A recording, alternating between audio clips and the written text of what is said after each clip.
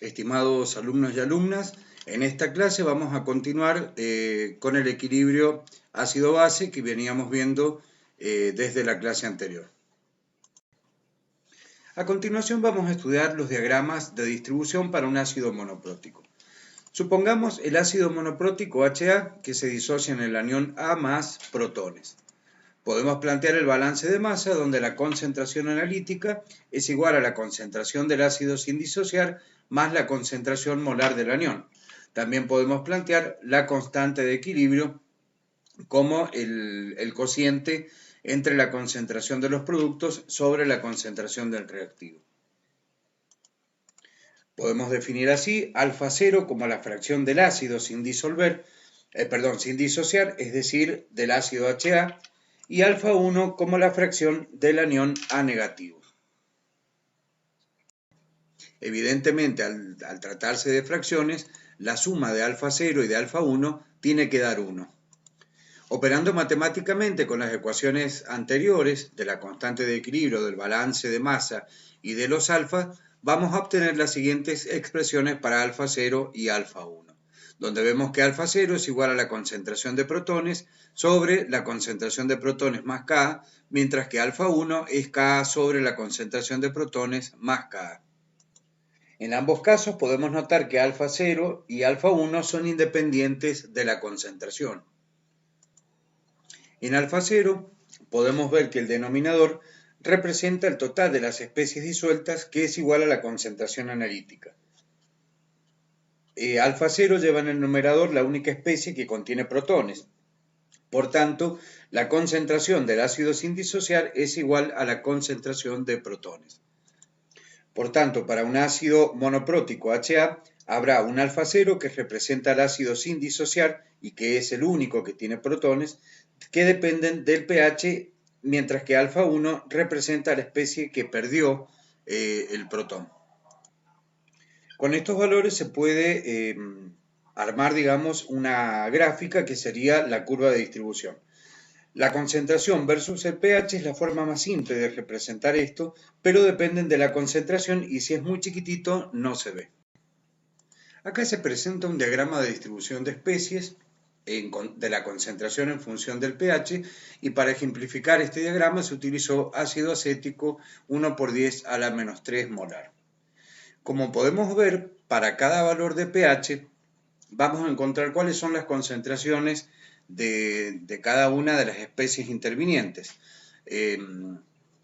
Con línea azul está representada la concentración de acetato y con línea violeta la concentración de ácido acético sin disociar.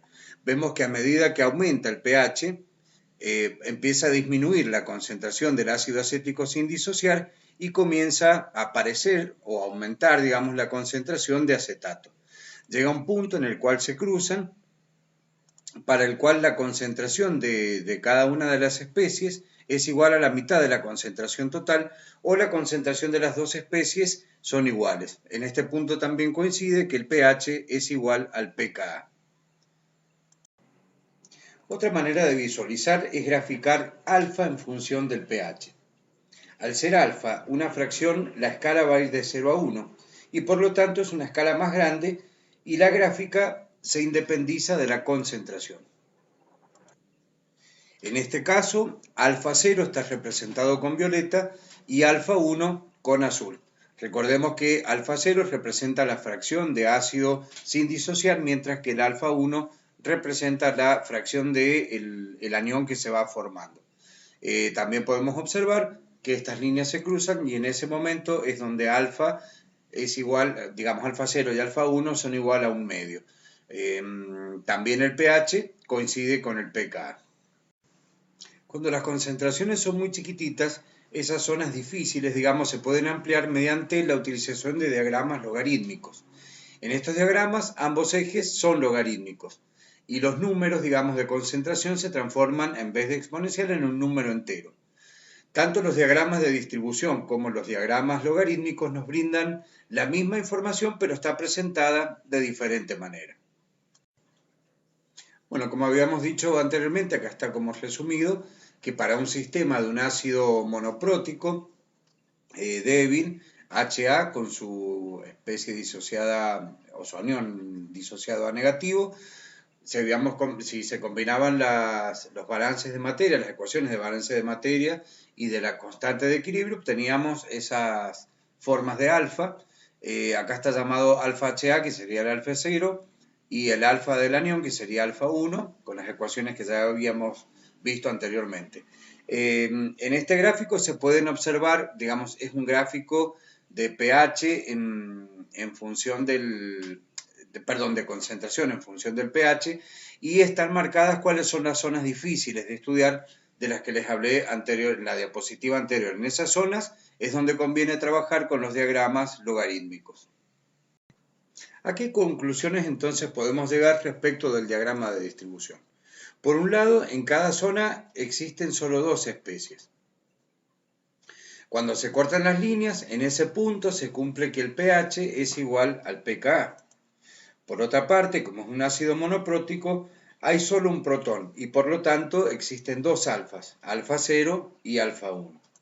Finalmente, en la zona donde se cortan las líneas es la zona denominada buffer o solución reguladora. Bueno, volviendo entonces al diagrama de distribución de especies, para el acético, en este caso de alfa en función del pH, como podíamos ver, las líneas se cruzaban y en ese punto donde se cruzan, donde el alfa es igual a un medio y el pH es igual a pK, en toda esa zona es la que se denomina, la que está delineada, digamos, con rojo, es la que se denomina zona buffer. Habiendo mencionado recién y en la zona que delimitamos, digamos, en rojo, las soluciones buffer, vamos a comenzar a estudiarlas. Antes de comenzar a estudiar una solución reguladora buffer, tenemos que preguntarnos algunas cosas. ¿Cuántas especies hay en la zona delimitada? ¿Cuáles son esas especies? Y entonces recién sí podemos definir una solución buffer. Un buffer sería entonces una solución, buffer o una solución reguladora, es una solución en la que coexisten dos especies, una especie ácida y la especie básica de la misma sustancia. Por ejemplo, el buffer acético-acetato. Un buffer es una solución en la que el agregado de pequeñas cantidades de ácidos o de bases hacen que no se modifique el valor de pH. Suponiendo el ejemplo que les dije recién del ácido acético, del buffer acético o ácido acético acetato, si agregamos una gotita del ácido, en consecuencia, el anión acetato se va a combinar con el protón para formar el ácido sin disociar, de manera tal de mantener el pH casi invariable. Si agregamos en cambio una gotita de base, el ácido acético que está sin disociar va a reaccionar con un oxidrilo para formar acetato más agua. Y otra vez la solución amortigua. Por eso a estas soluciones se les denomina soluciones amortiguadoras, reguladoras o buffer. ¿Cómo se puede calcular el pH de una solución de un buffer? En primer término tenemos que plantear el balance de masa, las constantes de equilibrios y el principio de electroneutralidad o balance eléctrico. Tenemos que ver la concentración de cada especie, es decir, la concentración analítica del ácido y la concentración analítica de la base. Por ejemplo, en el equilibrio, con el ejemplo que habíamos puesto anteriormente, sería el caso o la dupla formada entre ácido acético y acetato de sodio, por ejemplo. Tenemos que ver de ellos cuáles son las especies que pueden modificar el pH de la solución. Puse este ejemplo del acético acetato, pero puede ser cualquier solución de buffer. Digamos, operando matemáticamente con los balances, las constantes y el principio de electroneutralidad, podemos arribar a esta ecuación. Yo no voy a entrar en detalle con la parte matemática en esta clase, digamos, a la demostración de esta ecuación por una cuestión de tiempo. Pero bueno, sí les prometo después un anexo donde van a tener desarrollados todas las demostraciones, o bueno, las formas que hemos llegado a cada una de las ecuaciones que vamos a ver en esta clase. Pero bueno, de momento vamos a quedarnos ya con la ecuación resuelta o a la ecuación a la cual arribamos. En esta concentración vemos que en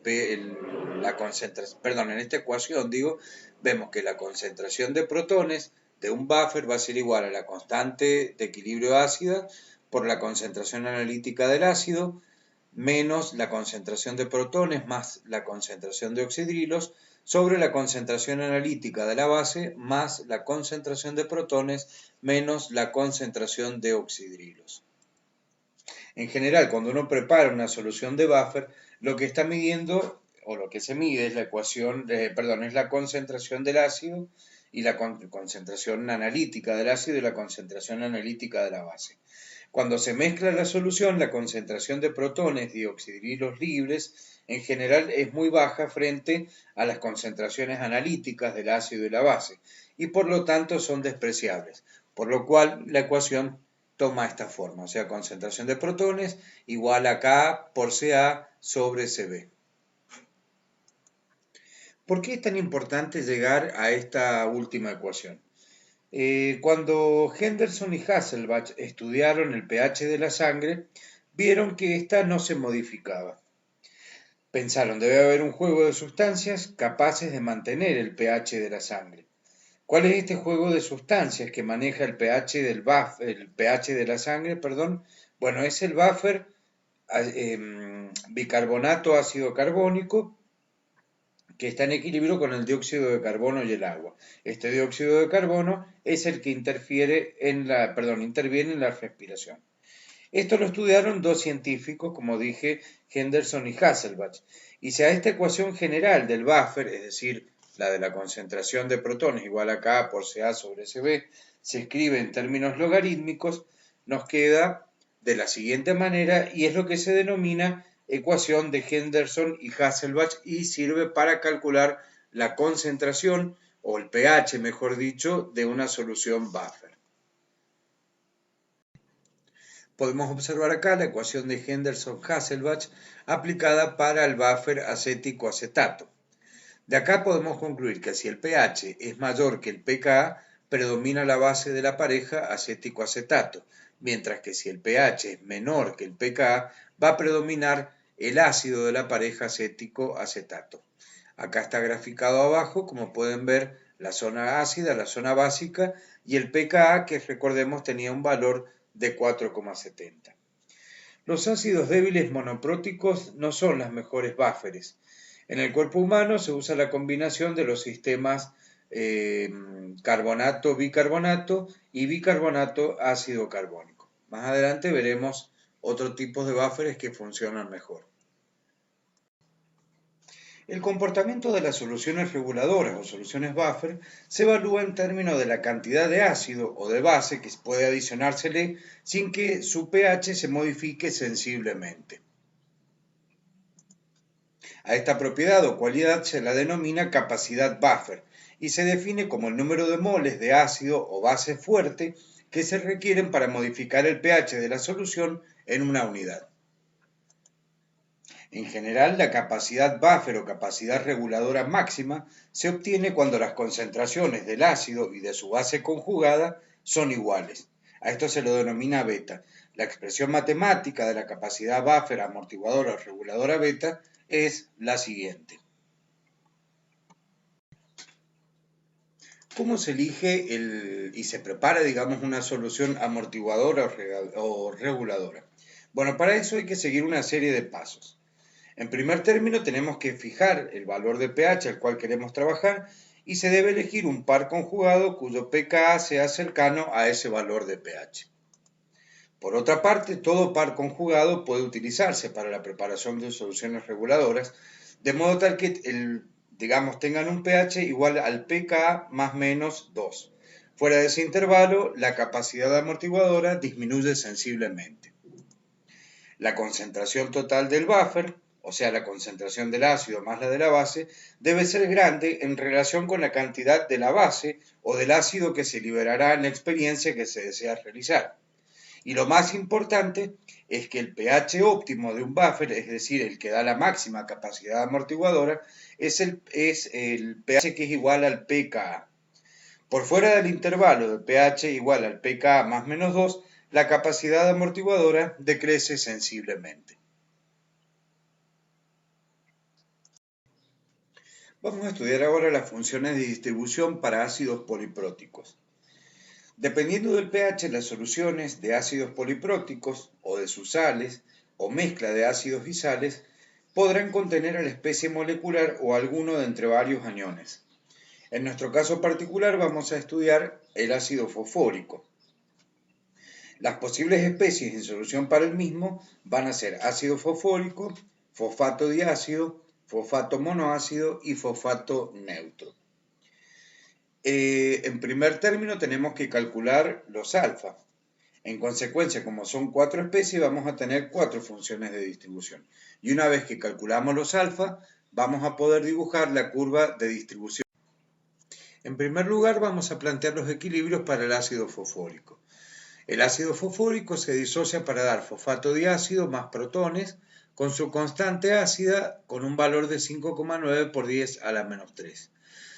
Luego el fosfato diácido se disocia para dar el fosfato monoácido más protones con una constante de 6,2 por 10 a la menos 8 y finalmente el fosfato monoácido se disocia para dar el fosfato neutro más protones. Fíjense que existe una diferencia de 5 órdenes de magnitud entre la constante número 1 y la constante número 3. El primer protón sale independientemente de los demás y en consecuencia el ácido fosfórico, por tener su primer protón, se comporta como un ácido débil monoprótico. El segundo protón con respecto al tercero también tiene 5 órdenes de magnitud, entonces el fosfato puede ser considerado como una base débil monoprótica. Nuestro problema radica en lo que sucede entre, digamos, o la disociación del fosfato diácido al fosfato monoácido, porque no logramos encasillarlo ni como ácido ni como una base débil. Para lograr entenderlo debemos hacer una curva de distribución de especies. Una vez que están planteados todos los equilibrios de disociación y sus constantes de equilibrio, tenemos que plantear los alfa. Alfa 0, que corresponde a la fracción del ácido fosfórico, alfa 1, que es la fracción del fosfato diácido, alfa 2, la fracción del fosfato monoácido, y finalmente alfa 3, que corresponde a la fracción de fosfato neutro. Podemos observar que todas las especies, alfa 0, alfa 1, alfa 2 y alfa 3, tienen el mismo divisor común que es la sumatoria de las especies. Planteemos la ecuación para alfa 0. El numerador que tiene, digamos, representa a la especie ácido fosfórico, que tiene 3 protones. Entonces, en este caso, va a ser la concentración de protones elevada al cubo. Veamos ahora el denominador C. La regla para armar el denominador es el primer término es la concentración de protones elevada al número de protones que posea, o que tiene esta sustancia. Y en este caso son 3 protones. Por tanto, me queda concentración de protones al cubo. El siguiente término es ir bajando el número de protones y subiendo el número de constante. En este caso sería la concentración de protones elevados al cuadrado porque le quedan 2 protones y multiplicado por K1, que es la que gobierna la pérdida de este protón. El siguiente término va a corresponder a la especie fosfato monoácido, que tiene un protón, y para llegar a la misma utilizo K1 y K2. Y por último está el fosfato monoácido que no tiene ningún protón y para llegar a la misma utilizo K1, K2 y K3. Para armar las ecuaciones que corresponden a alfa 1, alfa 2 y alfa 3, en ambos casos todas van a tener, en todos los casos van a tener, digamos, el mismo denominador. Y para el numerador usaremos la partecita, digamos, del denominador que corresponde a esa especie. Así, por ejemplo, para fosfato diácido, el numerador será la concentración de protones al cuadrado por K1. En alfa 2, que corresponde a la fracción del fosfato monoácido, utilizaremos la partecita que corresponde a la generación del fosfato monoácido, es decir, concentración de protones por K1 por K2. Y finalmente, para obtener la fracción de fosfato monoácido, se utilizará la parte del denominador que corresponde, digamos, a la obtención de fosfato. De esta manera, el numerador para el fosfato será K1 por K2 por K3. Una vez que hemos calculado, digamos, todos los alfas, se construye finalmente la curva de alfa en función de... Se presenta a continuación un diagrama de distribución de especies, pero en este caso es de concentración versus el pH para el ácido fosfórico 1 por 10 a la menos 3 molar. La línea azul representa la concentración de ácido fosfórico, la línea rosada la concentración de fosfato diácido, la naranja de fosfato monoácido y la línea verde representa la concentración de fosfato neutro. Fijémonos que en el primer punto de cruce, digamos, entre las líneas azules o entre la línea azul y la línea rosada, el pH es igual al pKa o al pKa ácido 1, o la primera constante de disociación. Y aquí la concentración de ácido fosfórico es igual a la concentración de fosfato diácido. En el segundo punto de coincidencia entre la línea rosada y la línea naranja es donde el pH es igual al pKa2 y la concentración de fosfato monoácido es igual a la concentración de fosfato diácido. Y en el tercer punto, el pH, el tercer punto de cruce, digamos, el pH es igual al pKa3 y la concentración de fosfato monoácido es igual a la concentración de fosfato neutro. Como dijimos previamente, otra manera de representar los diagramas de distribución para independizarnos de la concentración es representar alfa en función del pH. Se presenta acá la curva de distribución de alfa en función del pH para el ácido fosfórico. Podemos ver que están representados los 4 alfas correspondientes, alfa 0, alfa 1 y alfa 2, y vamos a encontrar las distintas zonas. Por un lado tenemos la zona delimitada en amarillo del buffer ácido fosfórico, fosfato diácido. Esta zona corresponde al buffer fosfato diácido, fosfato monoácido. Y en tercer lugar, digamos en azul, encontramos la zona del buffer fosfato monoácido, fosfato neutro.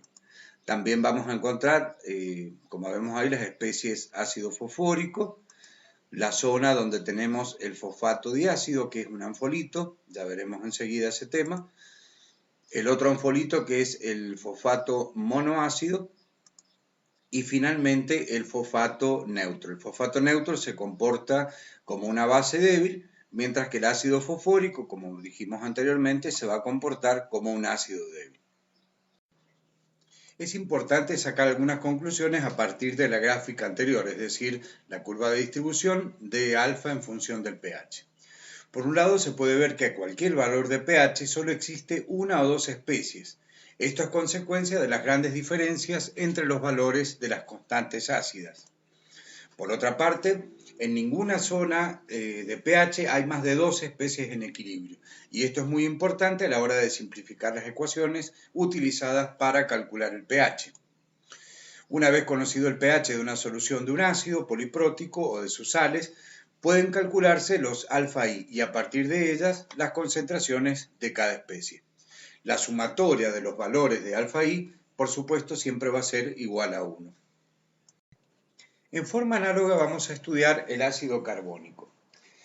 Vamos a analizar el equilibrio entre una solución acuosa y un gas en el que la presión parcial del anhídrido carbónico se simboliza como PCO2 y se da en atmósferas. Este equilibrio se puede simbolizar con la siguiente reacción. El gas disuelto deberá reaccionar con el agua, es decir, hidratarse, para poder originar el ácido carbónico. Si analizamos la constante, podemos deducir que solo una de cada 385 moléculas de dióxido de carbono disueltas llega a reaccionar para poder formar el ácido carbónico, por lo que se puede deducir prácticamente que el ácido carbónico es inexistente en agua o en una solución acuosa.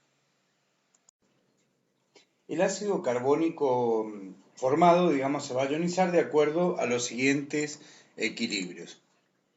Por una parte tenemos el ácido carbónico que nos da protones más bicarbonatos con su constante condicional Ka1 igual a la concentración de protones por la concentración de bicarbonato sobre la concentración del ácido carbónico y su valor es de 4,41 por 10 a la menos 7. El segundo equilibrio que está implicado es la disociación del bicarbonato para darme protones más carbonatos con una constante Ka2 igual a 5,6 por 10 a la menos 11.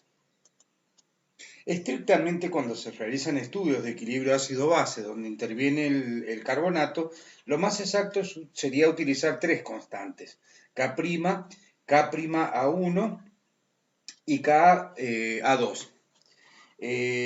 ¿Esto a qué se debe? A que cada molécula de ácido carbónico formada automáticamente entraría en un equilibrio de deshidratación y resulta entonces más sencillo combinar las constantes K' y K'A1, que es, el valor que encontramos en realidad o que va a aparecer tabulado, y es ese valor de 4,41 por 10 a la menos 7.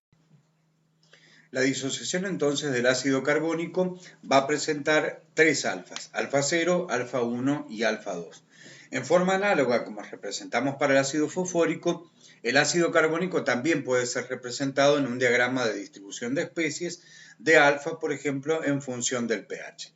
Acá podemos observar esta línea marrón corresponde al ácido carbónico. La línea verde corresponde al bicarbonato y la línea esa media azulada negra corresponde al carbonato. Evidentemente donde intersectan las líneas de ácido carbónico y de bicarbonato es el valor de pH que coincide o que es igual al pK1. Donde intersectan las otras dos líneas, la de bicarbonato con la de carbonato, es el valor de pH que es igual al pKa2. Acá también vamos a tener una zona de buffer, delineada con rojo, que va a pertenecer en primer caso al buffer ácido carbónico bicarbonato, y la otra zona de buffer que tenemos delineada con celeste va a ser la que corresponde al buffer bicarbonato-carbonato. Por supuesto, en el extremo de la curva solamente tendremos ácido carbónico, en la parte del medio tendremos bicarbonato y al final tenemos solamente carbonatos. El carbonato, reacciona como o tiene una reacción, se comporta como una base débil, el ácido carbónico como un ácido débil, mientras que el bicarbonato se va a comportar como un anfolito.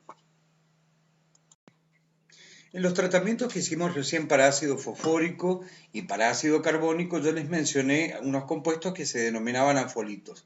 Esos compuestos son aquellos que no se podían encasillar ni como un ácido ni como una base débil. Definimos entonces a los anfolitos como aquellas sustancias que actúan como ácidos cediendo a un protón o como una base aceptándolos. Los aniones intermediarios de los ácidos polipróticos pueden entonces reaccionar como ácidos o como bases y son los que se denominan anfolitos. Ejemplos de estas sales tenemos las soluciones de bicarbonato de sodio, como también las soluciones de fosfato diácido de sodio. Acá vemos los equilibrios que están implicados en las soluciones cuando disolvemos, bicarbonato de sodio, y acá los equilibrios, implicados en la disolución del fosfato diácido de sodio. Para el caso particular de bicarbonato de sodio, la ecuación, que se utiliza para calcular la concentración de protones es la siguiente. Tenemos una fórmula aproximada donde la concentración de protones es la raíz cuadrada de K1 por K2, y si no, debemos trabajar con la fórmula exacta que resulta en un polinomio de cuarto grado. Veamos ahora el caso puntual del fosfato diácido de sodio. Bueno, acá se presenta, digamos, los equilibrios de disociación y los valores de las constantes. Si uno observa esos valores de las constantes de equilibrio en ambas reacciones, nos están indicando que estos equilibrios suceden en muy poca extensión. O sea, dicho de otra manera, prácticamente toda la sal disuelta se va a encontrar como fosfato diácido, por lo que podemos decir que alfa 1 es igual a 1. Si observáramos el diagrama de distribución de especies, va a surgir que alfa 1 es aproximadamente 1 para el entorno de valores de pH que estén comprendidos entre 3,5 y 4,5. Es decir, entonces, que la concentración de protones es aproximadamente 1 por 10 a la menos 4. Por ende, cuando planteamos el balance de masa para estas reacciones, tanto los iones fosfatos como los iones oxidilos pueden eliminarse de este balance, digamos. Operando matemáticamente se arriba a esa ecuación para poder calcular los protones en el caso del fosfato diácido. Esta sería la ecuación exacta. Bien, pero recién dije que el alfa 1 era aproximadamente igual a 1, por lo que la concentración del fosfato diácido entonces es semejante a la concentración analítica. Entonces, podemos reemplazar en la ecuación anterior la concentración de fosfato diácido, la concentración molar, por C o por la concentración analítica. Con lo que se obtiene la siguiente ecuación. Concentración de protones igual a la raíz cuadrada de K1 por K2 por C sobre K1 más C. Ahora, ¿qué sucede? Si la concentración analítica es mucho mayor que el valor de la constante, entonces la suma de la constante más la concentración analítica prácticamente va a ser lo mismo que la concentración analítica. Por lo que la ecuación se simplifica directamente a que la concentración de protones es la raíz cuadrada del producto entre las constantes, y si aplicamos logaritmo negativo a ambos miembros, nos queda que el pH es igual a 1/2 por pK1 más pK2. Esta es la ecuación, o estas dos ecuaciones son las que se utilizan en el cálculo de soluciones de fosfato diácido. De esta manera culminamos la segunda parte y la parte final del equilibrio ácido-base. Como les prometí, más adelante, digamos, les voy a pasar un anexo con los desarrollos matemáticos, digamos, de las ecuaciones más importantes que hemos visto hasta el momento, y por supuesto los desarrollos completos los van a encontrar en la bibliografía que se encuentran en esta, o que se sugieren en esta diapositiva. Bueno, por su atención, muchas gracias.